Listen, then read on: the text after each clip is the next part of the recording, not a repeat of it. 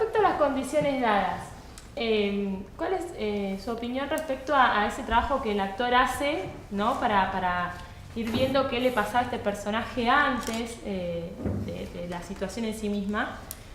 Cuando por ahí uno viene trabajando y el director por ahí vio otras condiciones dadas. O sea, cuando por ahí a uno se lo imagina de determinada manera y va sintiendo todo esto y va construyendo su personaje. Vos me estás preguntando cuando el actor se crea unas condiciones dadas y el director le propone otras.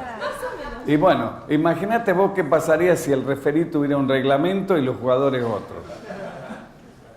¿Entendés? Es decir, en algún momento alguien tiene que ponerse de acuerdo, ¿no? Porque si no, lo que va a haber es una anarquía en cuanto al sentido de lo que estamos haciendo. Pero no es que algo está mal o algo está bien, digamos, que puede ir el actor por un camino. Mira, el Código Civil no contempla cárcel para el que haga cagada en el arte. No contempla cárcel. Vos podés hacer lo que quieras y no te llevan preso. Por lo tanto, podés hacerlo. Pero las consecuencias son los menjunjes, las cosas a medias, las cosas incoherentes. El director de escena no es una función que existió siempre en el teatro. El director de escena empezó a tener mayor importancia en el momento en que la prosodia, en que la declamación perdió el centro de la técnica actoral. Quiero decirle, a principios del siglo XX todavía la declamación era la técnica central en la Argentina y en el resto del mundo. Y fue Stanislavski el que empezó a luchar en contra de la declamación y puso al cuerpo. Entonces, cuando aparecen los problemas del cuerpo, ya el actor no tiene control desde adentro de la escena, porque antes sabía que el pie de texto de cuando el otro terminaba, él tenía que hacer su parte, que era decir su parte, y con saber por dónde salía y por dónde entraba era suficiente. Ahora, en que el espacio, la luz, los gestos empiezan a tener significación y tanto más peso que el mismo texto, entonces se necesita alguien desde afuera que ponga orden en todo. Ese es el origen del director de escena. Al punto tal que en el siglo XX empiezan los directores de escena a escribir, entre comillas, lo que pasa en escena. Ya no necesitan texto. El primero que hizo esto fue Meyerhold, ¿no? Ahora, ¿cómo debe ser? No me pregunten. Jamás voy a decir cómo debe ser el arte. No soy tan necio como para indicarle a otros que seguramente me van a superar en algún momento. Hay tantas formas de arte como subjetividades. Lo que pasa es que no todas las artes son iguales. Hay obras de arte que me conmueven, que me hacen pensar, llorar, y hay obras de arte que simplemente me choquean. Y yo tengo mi escala de valores, pero no pretendo transmitírselas a ustedes. Un cuadro abstracto, por muy interesante que sea, a mí me impresiona seguramente, pero de manera distinta a cuando estoy viendo Las Meninas. De manera distinta. Y plantearse cuál es mejor es como plantearse qué es mejor en la vida, las margaritas o las rosas, los claveles o las rosas. ¿Por qué no dejamos que haya margaritas, claveles y rosas? ¿Por qué no? ¿Entienden? No soy alguien capaz de evaluar de tal manera el arte para decir esto está bien o está mal. Ahora, una chabacanada en donde Hamlet aparezca con una zanahoria en el oído, jugando al valero y diciendo ser o no ser, eso por más que nunca lo haya hecho nadie, en lugar de ser una vanguardia, es una cagada, obviamente. Porque no tiene el menor respeto por lo que propone aproximadamente Shakespeare. Ahora, que el tipo venga con frac que esté a punto de suicidarse en un acantilado o con un puñal o encima de un banco de madera. Esto es materia opinable. Y he visto, y me estoy refiriendo a los Hamlet que he visto y que me han conmocionado de distintas maneras. No busquen el Señor que les venga a decir qué está bien o qué está mal. Porque el arte siempre es un salto al vacío. Ustedes han pensado, y esto es algo que frecuentemente digo en mis cursos, ustedes han pensado que cada uno de nosotros es irrepetible. Habrá mejores, habrá peores, habrá más lindos, habrá más feos, pero yo soy campeón mundial del Raúl Serranismo. De verdad. Y si yo logro desde esta singularidad apreciar algo de la belleza o de lo que quiero decir, voy a ser un genio. No si sigo la corriente de las modas expresivas. La sinceridad es el producto de un largo trabajo de autocrítica. Piensen en Neruda. Empezó escribiendo como Herrera y Reisi, como Amado Nervo, y terminó siendo don Pablo Neruda. Piensen en Picasso. Pintaba mujeres con la carnecita, en Barcelona están los cuadros realistas de él y después terminan siendo así. ¿Cuál es la diferencia entre mi hija Manuelita, que pintaba también las mujeres con dos ojos aquí, la nariz aquí, y Picasso? Que Manuelita quería pintarla como las veía y le salían así. En cambio, Picasso quería pintarlos así. La diferencia es la libertad. Él podía copiarla del natural y no quería. Esta es la diferencia. Esto también se aplica en mi escuela. Primero tenés que dominar esta técnica y después hacer lo que quieras. Primero dominar el solfeo y la teoría. Y después tocar el piano. Porque hay mucha gente que cree que tocar este piano es más fácil que tocar un piano de madera. Y este es un instrumento un poquito más complejo. ¿Dónde están las teclas? ¿Qué hay que apretar? ¿Qué esfínter hay que apretar para sentir? Se ríen. Pero permanentemente estamos asistiendo a esto. De personas que creen que actuar es sentir. Y sentir es siempre llorar, ¿no?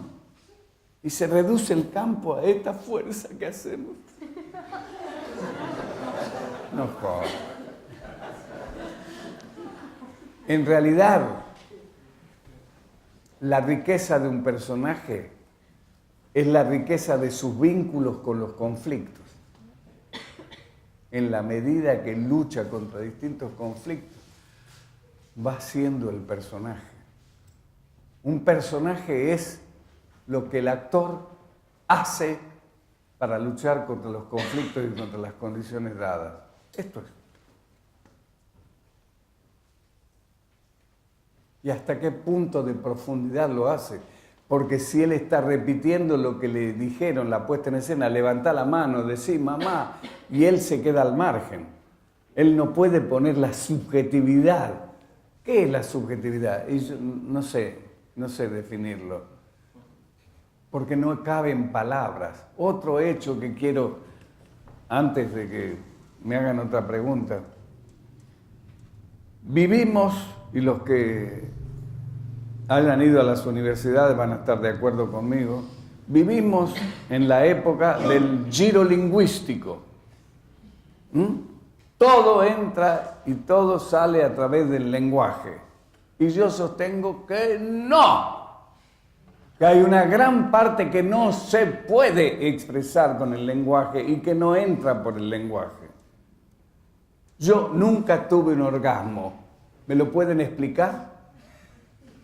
Les doy 3 carillas para que me lo expliquen. Yo nunca chupé un limón. ¿Me pueden explicar el gusto del limón? Yo nunca tuve cansancio físico. ¿Me pueden explicar el cansancio físico? Yo nunca sentí amor. ¿Me pueden explicar qué es amar a una mujer, qué es amar a un hijo, qué es amar a Racing? Que son distintos modos de amor, el más sufrido.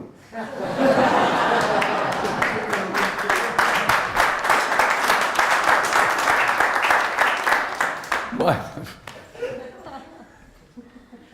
¿Alguien quiere preguntar? Porque me quedo sin letras. Sin... Pregunta. Diego. No, yo por ahí, para ir más a lo vivencial, por ahí de algún relato más de la vivencia particular, de venir con nuevas ideas y de la resistencia, a ver si podíamos contar vivencias. ¿De la vida personal? Claro, digamos, de la vivencia, bueno. de venir con una nueva idea, un medio que se resiste bastante. Bueno. ¿Cómo es ese proceso? Miren, voy a empezar por algunas afirmaciones. Actuar, básicamente, no es recordar. ¿Quién de ustedes ha matado a una persona? ¿Quién de ustedes se acostó con la madre y mató al padre? ¿Quién de ustedes asesinó a un rey? No, pero alguna vez mataste una gallina. Ni siquiera maté una gallina. Lo más que maté es cucarachas. Y no me van a decir que recupere la experiencia de matar una cucaracha con respecto, ¿no? ¿Algún día va a hacer esa pregunta? ¿Alguien va a levantar la mano? Bueno, quiero decirles, actuar no es básicamente recordar, aunque el cuerpo recuerde. Actuar es básicamente imaginar y tener la capacidad de meter el animal en el medio de eso. Esto es más importante que recordar. Y la vida personal, no se preocupen, que esa aparece aunque no la llamen. ¿O dónde cree que está la vida personal mía? ¿Dónde cree que está mi mamá, que era como Bernarda Alba? En esta, mi frustración con 28 matrimonios. Y sí. Me refería a la experiencia suya viniendo a Argentina con nuevas ideas, digamos, a la experiencia bueno. fáctica. Quiero decirte que fue cuando yo me encontré frente a mi amigo Gandolfo y le dije, no creo que sea así. Y después vi un espectáculo en el que actuaban, ¿cómo se llamaba la profesora de teatro que fue profesora de Aleso? Y la profesora, la que era vienesa. Bueno.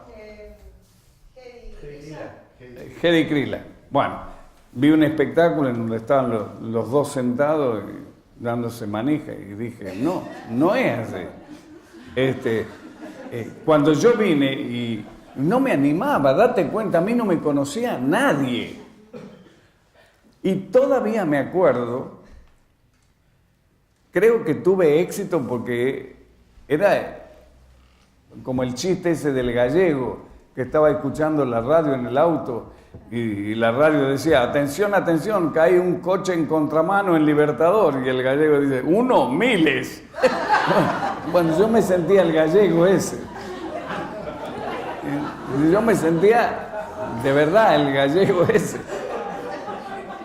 Y un día en el San Martín, cuando ya empezaba a hablarse de una metodología distinta, un conocido profesor de teatro me dijo públicamente ante 1000 personas, me dijo, ¿qué venía a proclamar vos?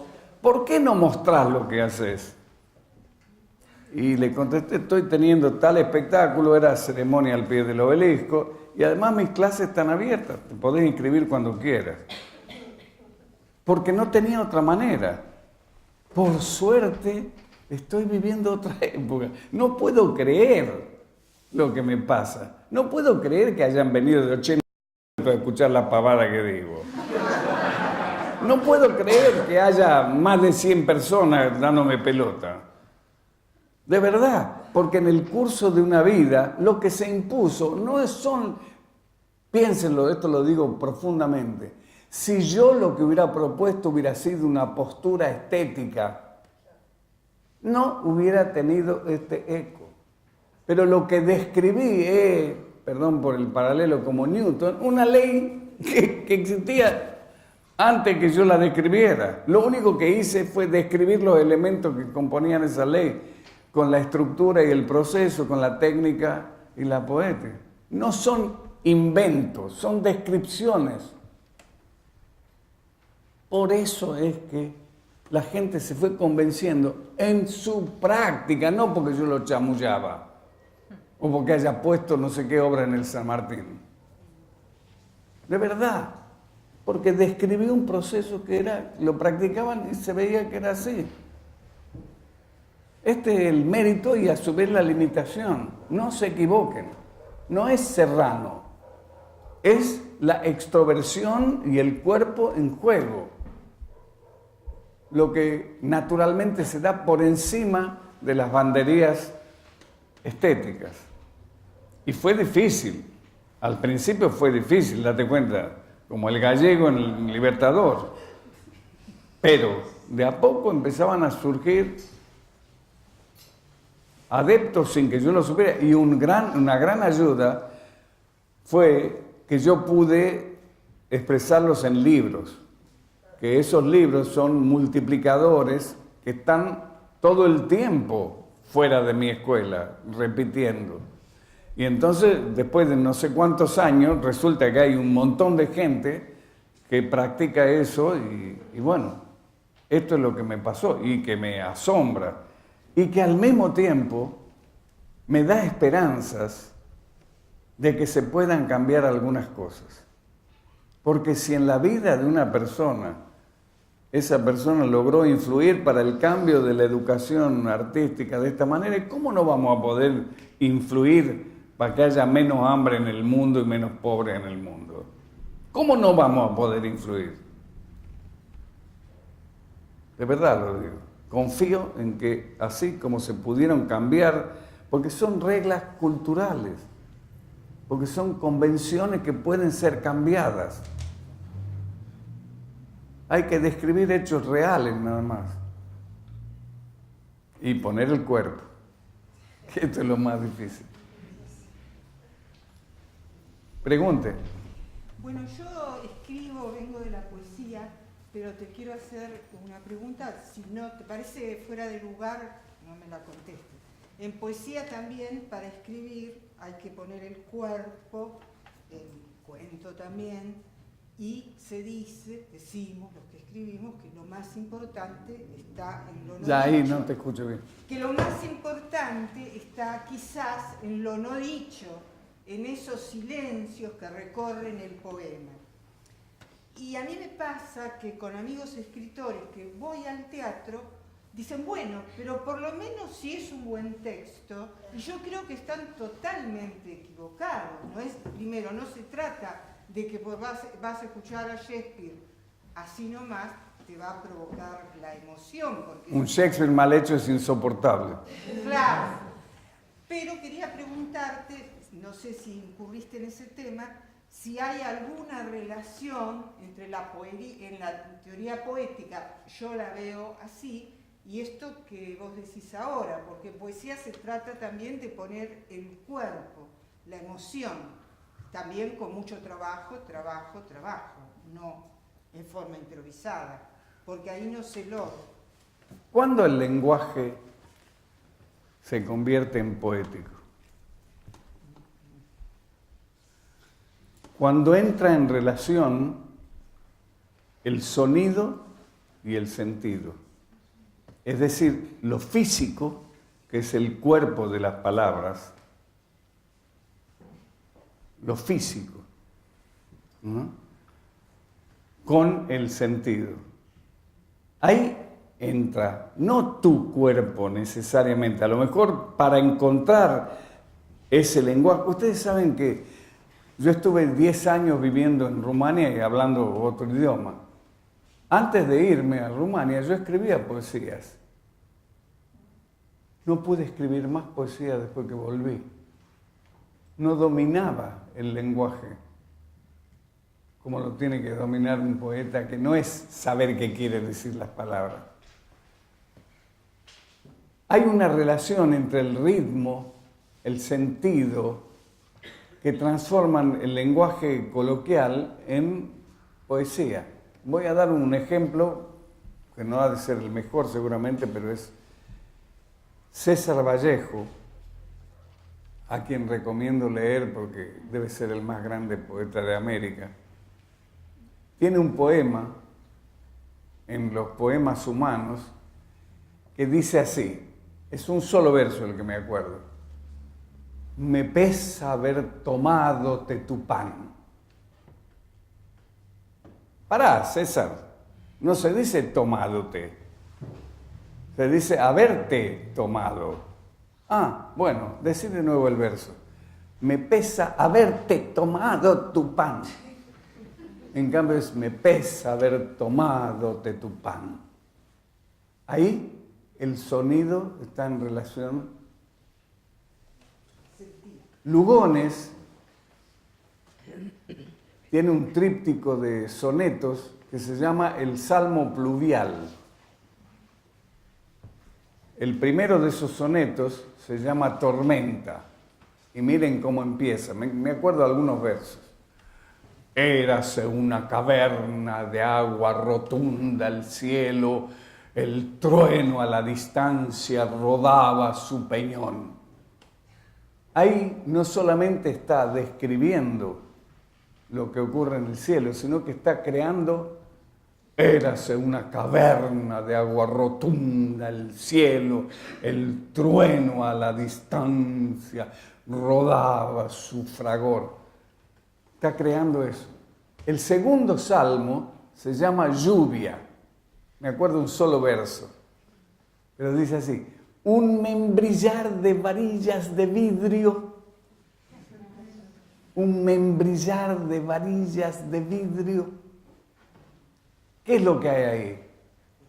Aparte de la imagen, hay una relación entre el sonido y el sentido que el que lee las poesías buscando la significación se les escapa, porque el arte no sirve para nada. No sirve para comer, no sirve para vestirse, no sirve para hacer la guerra. ¿Para qué sirve? Para que nos creamos durante un ratito algo así como el Jehová del Génesis que dice, y separó las aguas de las tierras, la luz de las tinieblas, hizo que los peces fueran plateados, porque nosotros hacemos eso en el teatro, hacemos que las cosas sean, y de 7 a 9 somos dioses. Después la triste realidad nos devuelve, pero de 7 a 9 volamos alto, y para eso sirve el arte, para hacernos creer que somos algo más que animales y que los valores no son lo mismo que los precios, que los valores son algo distinto a los precios. Para eso sirve el arte, para ser humano, para ser rico en humanidad. Me pregunto cuántos libros del poema habrán leído algunas autoridades. Bueno, me atrevo a decir, ni siquiera quiero que lean un libro de poema, quiero que resuelvan una ecuación con 2 incógnitas, porque algunos son ingenieros.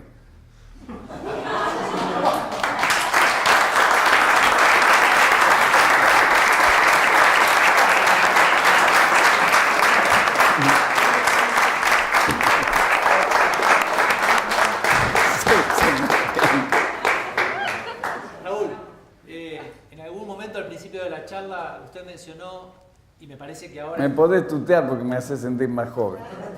Raúl, en un momento de la charla vos mencionaste Ah, sí. la función del teatro, y me parece que lo metiste en alguna parte del resto de esta charla, pero me gustaría una reflexión puntual acerca de eso y qué, Mira, desde a mí... estos teatros, ¿qué podemos hacer?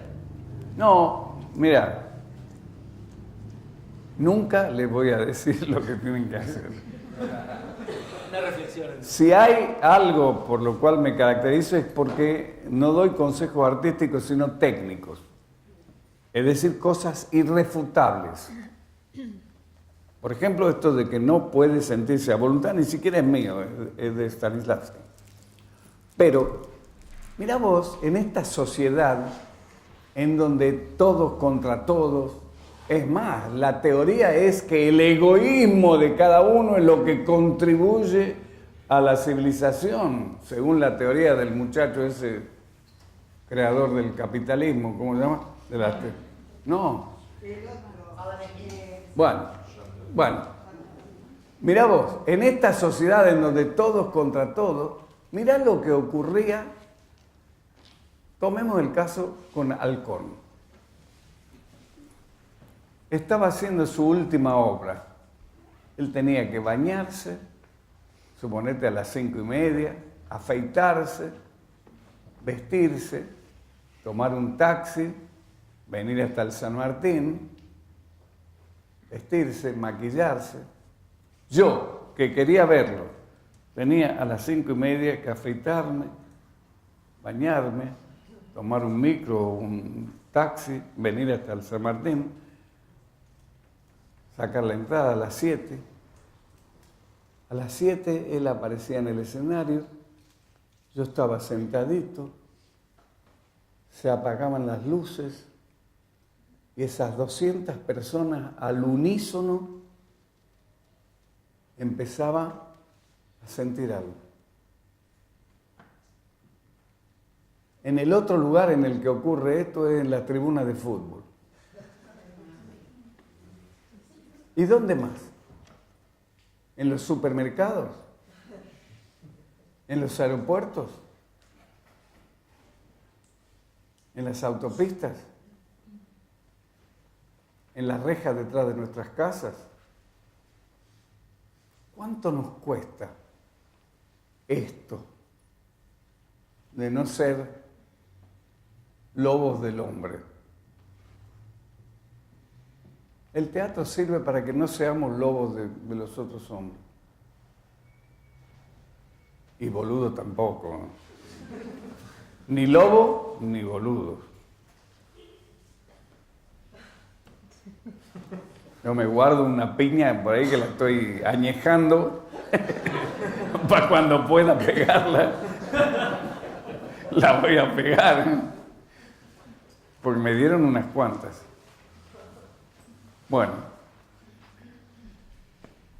estoy dispuesto a contestar preguntas.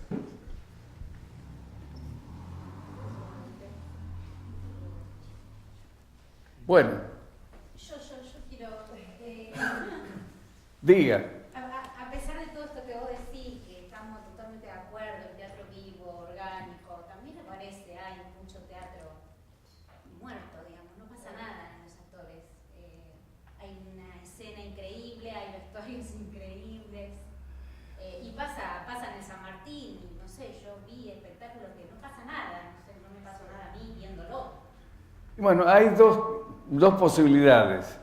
O que los del San Martín sean tan pícaros que tengan la receta y nosotros todos somos boludos que nos aburrimos, o que no sean tan pícaros. De verdad te digo, porque yo no me corren con autoridades. No. En la Argentina, en este pueblo, ¿desde cuántos años hace que hay elencos teatrales haciendo teatro en este pueblo? ¿Cuánto hace que está la agrupación? No sé cuánto. ¿Cuánto? 100. Mirá vos, ¿cuánto pueden decir esto? Y en el país, en Argentina, ¿cuántos grupos teatrales hay en todos los pueblos? Y en Buenos Aires. ¿Y por qué vivimos achicados? Ahora resulta que Broadway, pará. saquemos pecho un poquito. También se pueden exportar teorías pedagógicas que se leen en todos los países. Perdón, me olvidaba decir, iba a decir que se leen en todos los países de habla hispánica. Y me olvidaba que acaba de aparecer un libro en Londres en donde hablan de Stanislavski Today y en donde hay un artículo mío en representación de América Latina en inglés, por primera vez. Gol. Sí.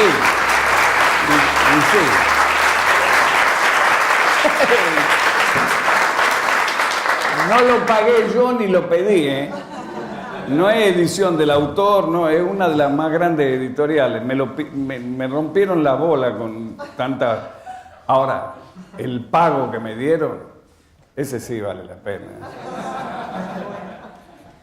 Es un artículo entre 20.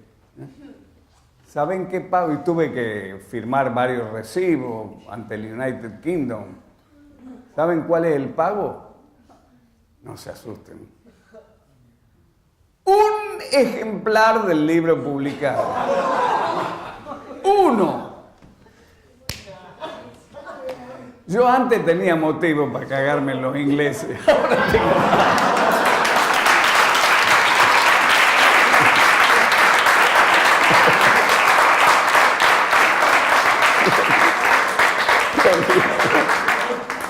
Ay, Dios. Bueno, es verdad. Me reía yo solo cuando me hacían firmar el recibo. Su paga es un ejemplar que recibirá en su casa. Mira vos. Bueno. Bueno. No sé qué más contarles.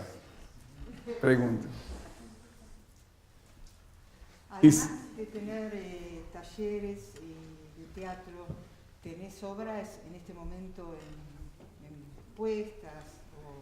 Estoy trabajando en una obra que voy a poner el año que viene y que tiene que ver con la historia de Chivilcoy, de alguna manera, porque la obra se llama Un señor civilizado y bárbaro. Es una especie de obra sobre Sarmiento, con todas sus contradicciones. Y estoy trabajando en eso. Actualmente en mi teatro se está dando Tres hermanas de Chekhov, puesto por una persona que me es cercana, Manuela Serrano Bruso, que es mi hija. Y al principio me puse a criticarla y a medida que iba avanzando la obra dije, ¿por qué no admitir que es una lectura distinta a la que tenés vos? Y bueno, y estoy orgulloso. Sí, no tengo, mira, cada vez trabajo menos, porque cada vez me cuesta más trabajar. Soy bastante antediluviano, tengo más edad de la que aparento, y bueno, y me cuesta.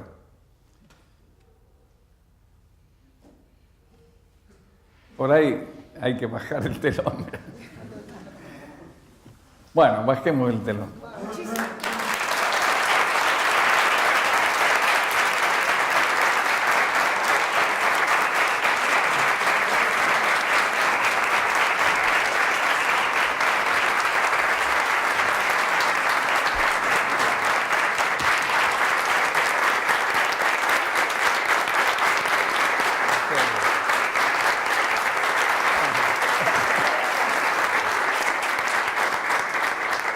Gracias.